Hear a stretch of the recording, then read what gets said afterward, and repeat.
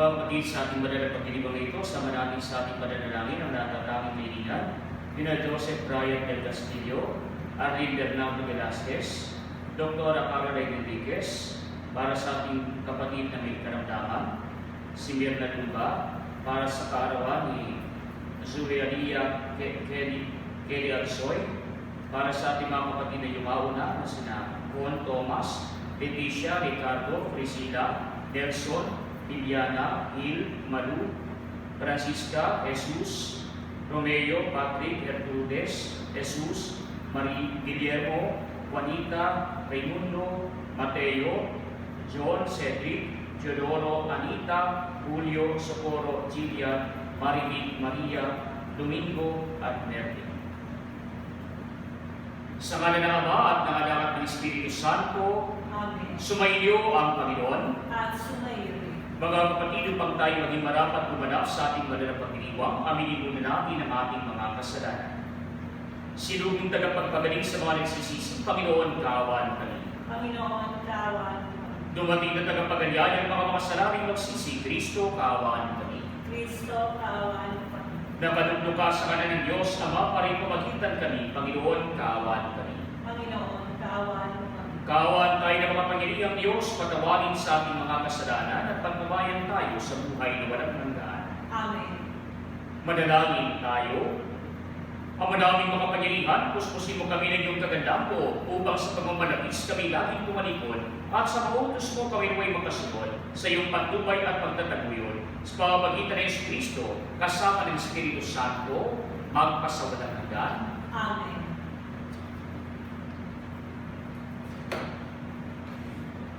Ang salita ng Diyos mula sa aklat ng Propeta Oseas. Ito ang sabi ng Panginoon, Israel, manumbalik ka na sa Panginoon na iyong Diyos. Ang pagbagsak mo ay bunga ng iyong kasamaan. Dalhin ninyo ang inyong kahilingan. Lumapit kayo sa Panginoon at sabihin ninyo, patawarin mo na kami. Kami iyong kahabagan at tanggapin. Maghahandog kami sa iyo ng pagpupuri. Hindi kami mailigtas ng Assyria. Hindi kami sasakay sa mga kabayo. Hindi na namin tatawagin Diyos sa mga larawang ginawa lamang ng aming mga kamay. Sa iyo lamang makatatagpo ng awa ang mga ulila. Sabi ng Panginoon, patatawarin ko na ang aking bayan. Mamahalin ko sila ng walang katapusan, sapagkat mapapawi na ang aking galing. Ako'y matutulad sa hamon na magpapasaliwa sa Israel, at mamumulaklak siyang gaya ng lirio, magbugat na tulad ng matibay na punong kahoy. Dadami ang kanyang mga sanga, gaganda siyang tulad ng puno ng olibo, at hahalimuyak gaya ng Libano. Magbabalik sila at tatahan sa ilalim ng aking kalinga. Sila yayabong na gaya ng isang halamanan. Mamumulaklak na parang punong ubas at ang bango'y katulad ng alak mula sa Libano. Efraim, lumayo ka na sa mga Diyos-Diyosan. Ako lamang ang tumutugon at nagbabantay sa iyo. Ako'y katulad ng sipres na laging luntian at mula sa akin ang iyong bunga. Ang mga bagay na ito'y dapat unawain ng matalino at dapat mabatid ng marunong. Matuwid ang mga daan ng Panginoon at doon tumatahak ang mabubuti, ngunit madarapa ang mga ahas na sumuway. Ang salita ng Diyos. Salamat sa Diyos. Tinig ko yung pakinggan ang sabi ng buong mahal. Dili ko yung pakinggan ang sabi ng Puma. Sa paglabas namin sa bansang mamagsig, ganito ang wika na aking narinig. Mabigat ng dalay aking iniibis. Ipinabababa ko ang pasaling basket. Iniligtas kita sa gitna ng hirap. Iniligtas kita ng ikay tumawag. Dili ko yung pakinggan ang sabi ng Puma. Tinubundin kita sa gitna ng kidlat at sinubod kita sa Batis Meriba. Kapag nangungusap ako'y iyong dinggin, sana'y makinig ka o bansang Israel. Dili ko yung pakinggan ang sabi ng Puma. Ang Diyos ay huwag mong paglingkuran. Diyos ng ibang bansa'y di dapat tungkulan. Ako'y Panginoon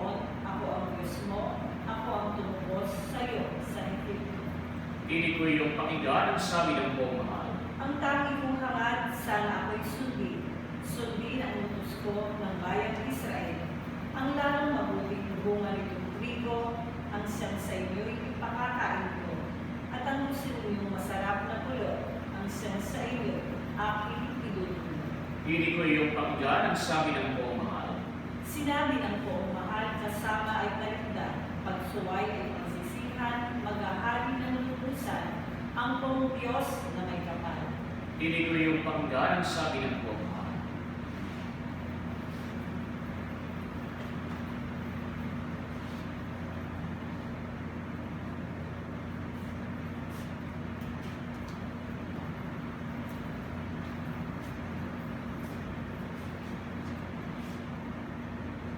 Sumainyo ang Panginoon. At sumayo rin. Ang mabuting balita ng Panginoon ayon kay San Marcos. Papuri sa iyo, Panginoon.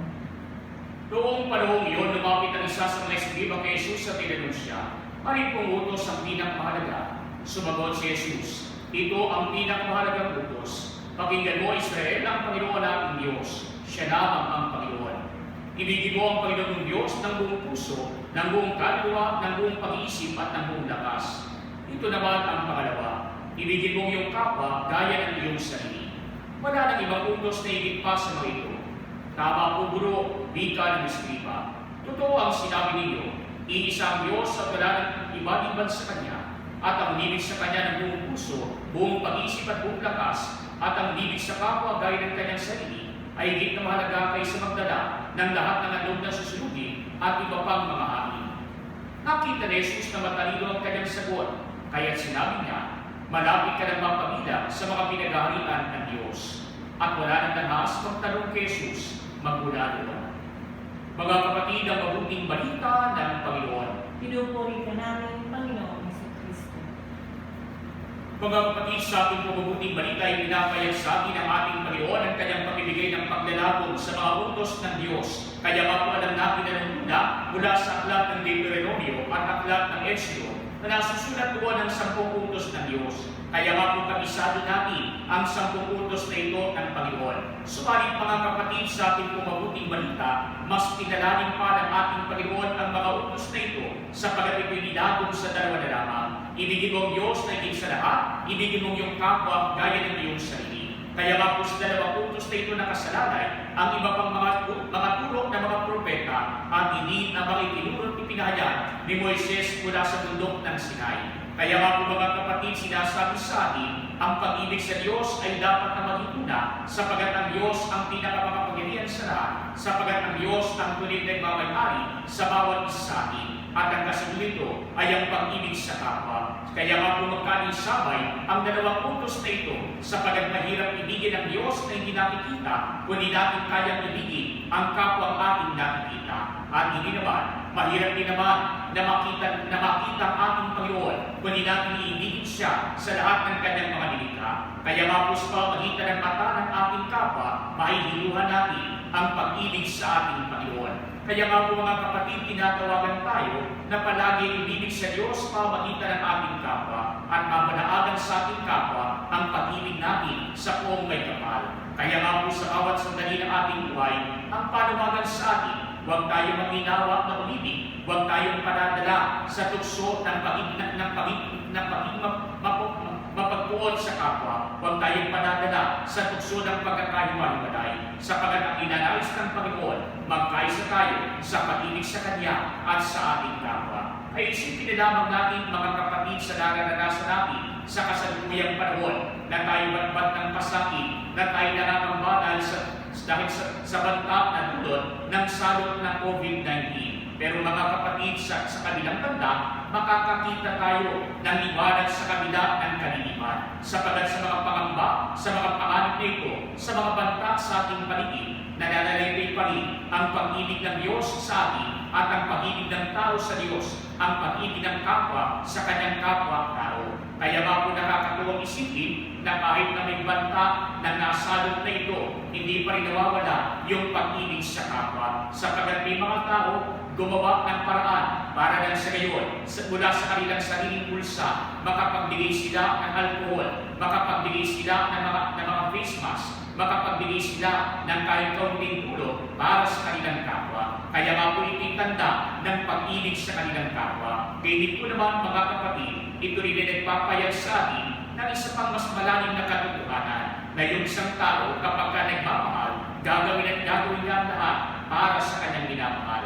Kaya nga po makikita natin sa mga balita yung ukol doon sa mga kapatid natin, mga kababayan natin na mula Kenyo, na mula sa Santa Maria. Sila nang galing doon sa Santa Rosa sa Laguna, naglakad sa pagwala ng masakyan, naglakad upang makauwi sa kanilang pamilya, naglakad sa pagkalinalay silang makasama ang kanilang mahal sa buhay. Kaya nga po sa kanilang pagpupunyagin na ito, pinapayag sa atin, gayon na lamang ang kanilang pagmamahal para sa kanilang kapwa, gayon na lamang kanilang pagmamahal sa kanilang mga kaanak at sa kanilang kapamilya.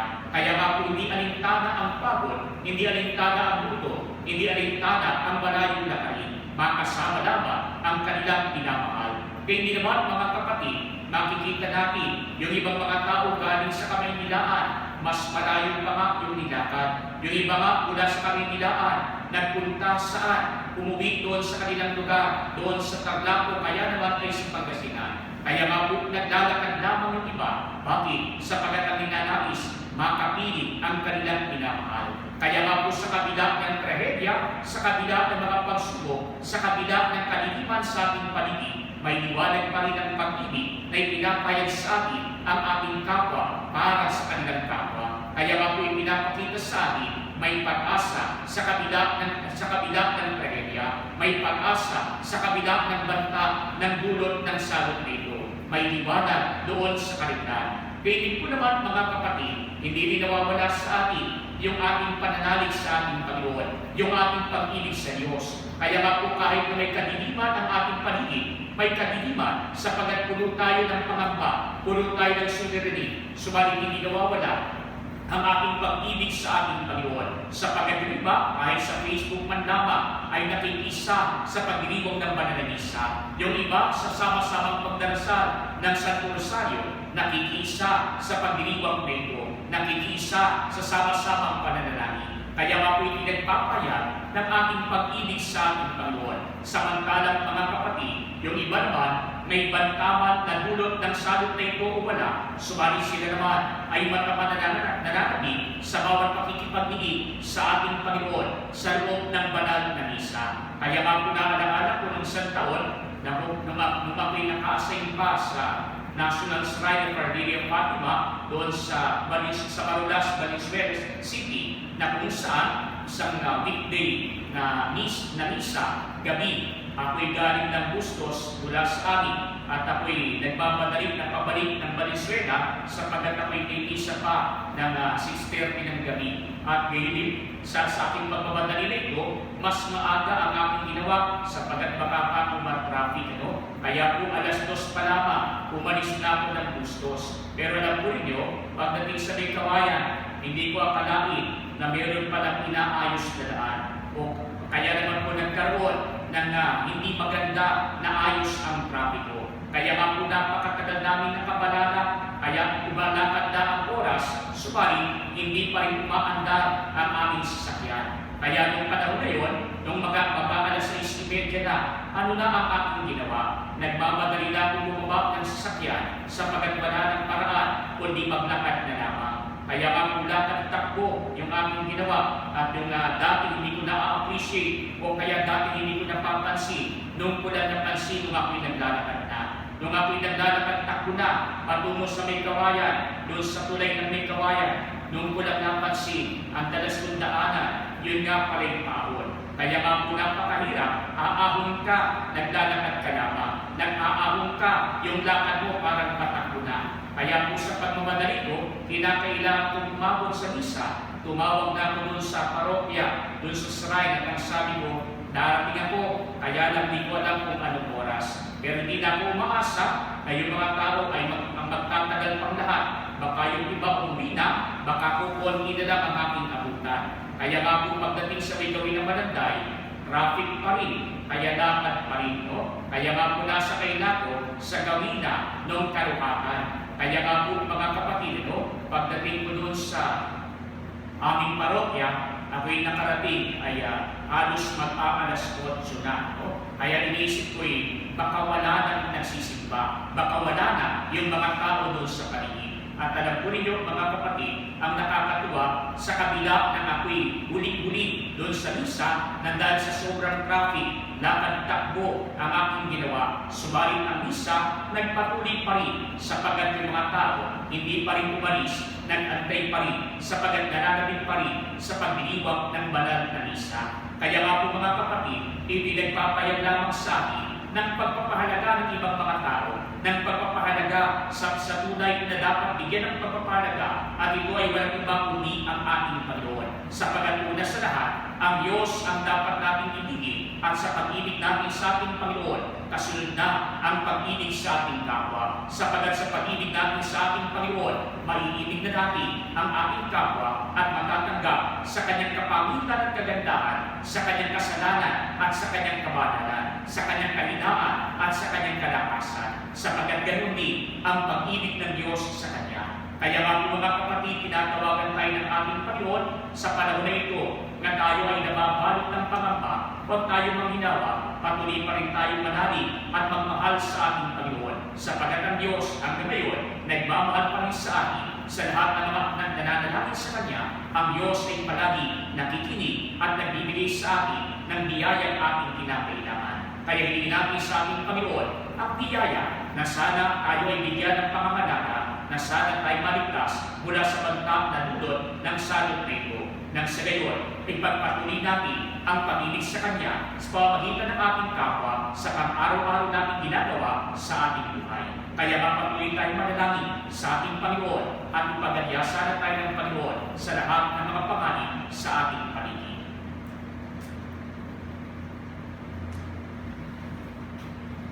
Mga kapatid, manalangin tayo sa Diyos Ama na pukawin ng Kanyang pag-ibig ang lahat at ang Kanyang pag-ibig matatak sa ating pakikitungo sa bawat tao. Sa bawat pananglitan ng aming tutugon, Panginoon, dinggin mo ang aming panalangin. Panginoon, dinggin mo ang aming panalangin.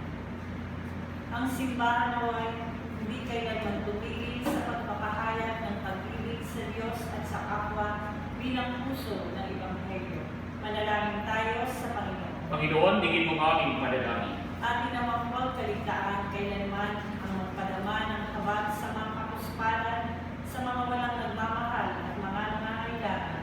Manalangin tayo sa Panginoon. Panginoon, dinggin mo ang aming panalangin. Atin namang pakitunguhan ang bawat tao na may kabutihang loob at paggalang. Manalangin tayo sa Panginoon. Panginoon, dinggin mo ang aming panalangin. Sa mga may sakit at matatanda na, naway magkaroon tayo ng higit na habag sa pamamagitan ng banayad na pagtukaw ng Espiritu Santo. Manalangin tayo sa Panginoon. Panginoon, dinggin mo ang aming panalangin. Ang ating limang mga mahal sa buhay naway iakit si Jesus sa kanyang walang hanggang kaharian. Manalangin tayo sa Panginoon. Panginoon, dinggin mo ang aming panalangin. Ama naming Diyos, tulungan mo kami ibigin ka at ang aming kapwa ng walang hanggan, katulad ng ginagawa ko. Dinadalangin namin ito sa pamamagitan ni Kristo na aming Panginoon. Amen.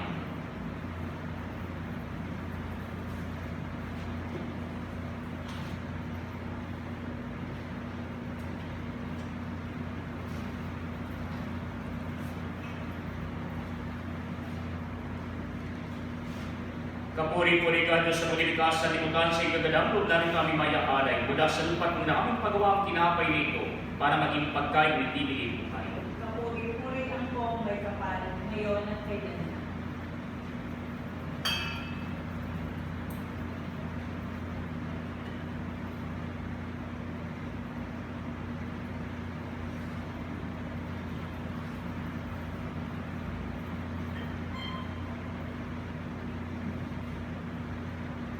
Kapuri-puri ka Diyos sa pagilikas sa limutan sa ikagalang loob namin kami mayaalay mula sa tatas ng ubas at maraming pagawang alak na ito para maging luming nagbibigay ng iyong Espiritu.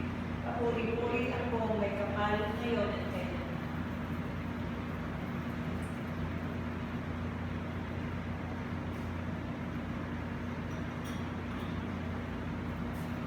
Manalangin kayo mga kapatid ng Panginoong paghahain ay maging kalugod-lugod sa Diyos sa mga makapangyarihan. Tanggapin nawa ng Panginoon itong paghahain sa iyong mga kamay, sa kapurihan niya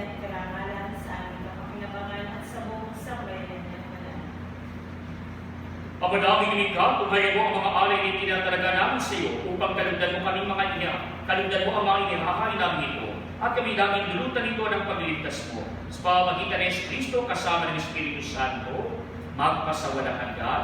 Amen. Sumainyo ang Panginoon. At sumayo, Itaas sa Diyos sa inyong puso at diwa. tinaas na namin sa Panginoon. Pasalamatan namin ang Panginoon ating Diyos. Marapat na siya ay pasalamatan. Ama naming mga pangyarihan, tunay ng marapat na ikaw ay aming pasalamatan sa pamamagitan ng Kristo na aming Panginoon. Minarapat mo ang pagtiis para sa naghihirap ay maging tagapagpaiwatig ng pasasalamat na aming inihahain ngayon sa iyong kapag. Ang iyong anak ay kulirang tagabigay ng pagsasaluhan sa mga nagugutom at mga naguguhaw. Sa pagsunod namin sa hiling mong anak, ang pagkabaway mo ay aming ginagana upang pag-imbot ay mapawing lahat sa aming pag-ugaling gawaing binabala.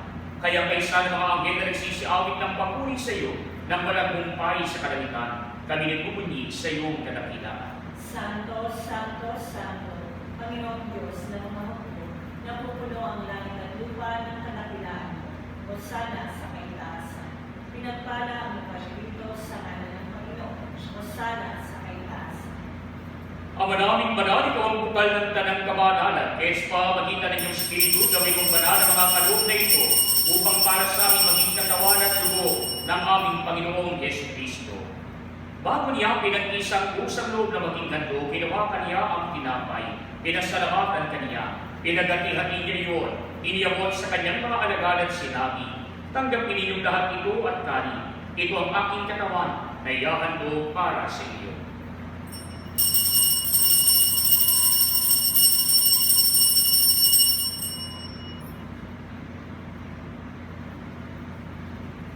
Kaya hindi naman nung matapos ang hapunan, ninawakan niya ang kalis, muli kanyang pinasalamatan. Iniyabot niya ang kalis sa kanyang mga alagad at sinabi, tanggapin ninyong lahat ito at inumin. Ito ang kalis ng aking dugo, nang bago't walang hanggang tipan. Ang aking dugo na ibubuhos para sa inyo at para sa lahat, sa ikapagpapatawad ng mga kasalanan. Gawin ninyo ito sa pag-adalas sa akin.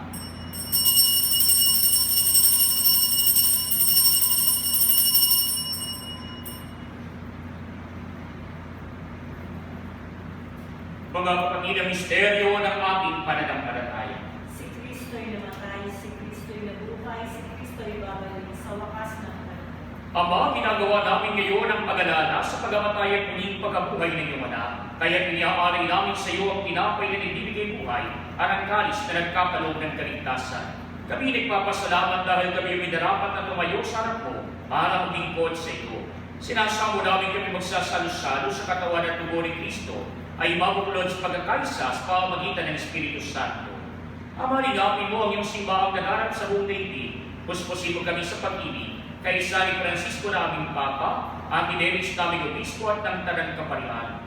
Alalahanin mo rin ang mga kapatid naming nahinay, nang may pag-asang siling muling mabubuhay, gayon din ang lahat ng mga pumanaw.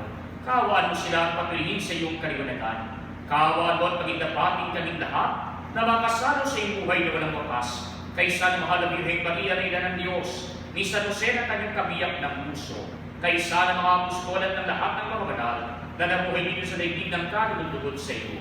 May pagdiwag naman namin ang pagpupuri sa kararaman mo sa pamamagitan ng iyong anak na aming Panginoong Yesu Kristo. Sa pamamagitan ni Kristo, kasama niya sa Kanya, ang lahat ng parangal at papuri ay sa iyo, Diyos Amang mga Panginoon, kasama ng Espiritu Santo, magpasawalang hanggan. Amen. Mga kapatid, sa taluginin ng mga nakagagaling na utos sa turo ni Jesus na Panginoon natin at Diyos, ipahayag natin ang lakas loob. Tayo po lahat, Ama namin, sumasalangit ka sa bangin ng ngalan mo. Mapasamin ang kain mo, sundin mo dito sa lupa para ng sa langit. Bigyan mo kami ng aming kakanin sa araw-araw. Patawarin mo kami sa aming mga sala, para ng pagpapatawad namin sa nagkakasala sa amin. At huwag mo kami ipaitulad sa puso, at iadya mo kami sa lahat ng masama. Hinihiling namin kami iadya sa lahat ng masama, pagkalooban ng kapayapaan araw-araw.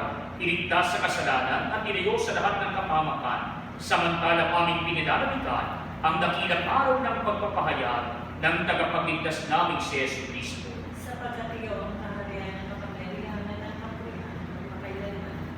Panginoong Yesu Kristo, sinabi mo sa mga apostol, kapayapaan ang iniiwan ko sa inyo, ang aking kapayapaan ang binibigay ko sa inyo.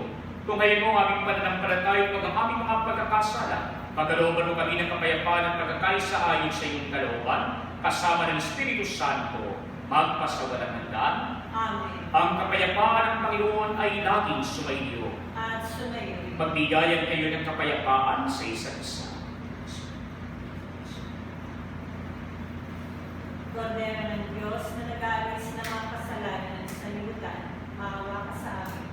Kordero ng Diyos na nag-aalis ng mga kasalanan ng sanlibutan, maawa ka sa amin.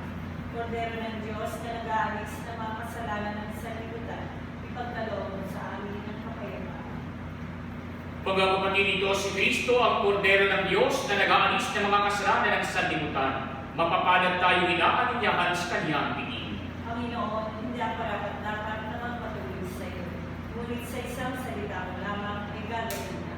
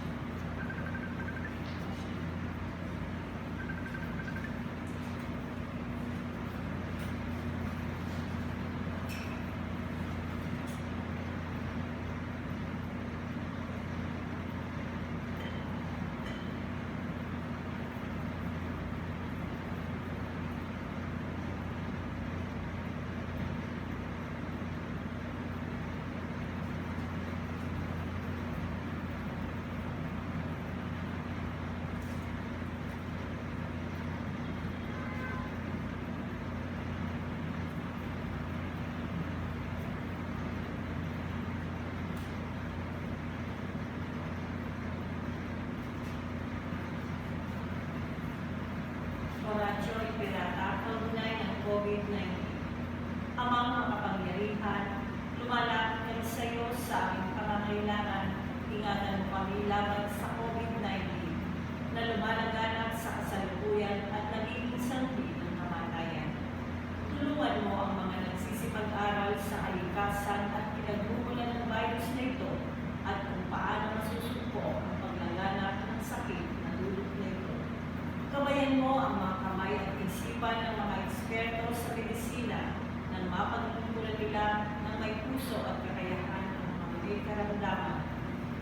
At sa mga sakay ng pamahalaan at mga pribadong ahensya na makatagpo ng lunas at solusyon sa salot na ito. Isinasamo namin ang mga dinabuhan ng sakit na ito ay mabalik sa kalusugan sa madaling panahon. Umilis nawa kami sa ikabubuti ng lahat at matulungan ang lahat ng nangangailangan. Hinihiling namin ito sa pamamagitan ng Jesucristo, kasama ng Espiritu Santo, magpasawalang hanggan. Amen. Maria, takbuhan ng mga Kristiyano. Panalangin mo kami.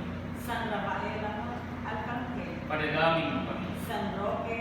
Panalangin mo kami. San Lorenzo Luis. Panalangin mo kami. San Pedro Calungsod. Panalangin mo kami. San Pedro Apostol. Panalangin mo kami.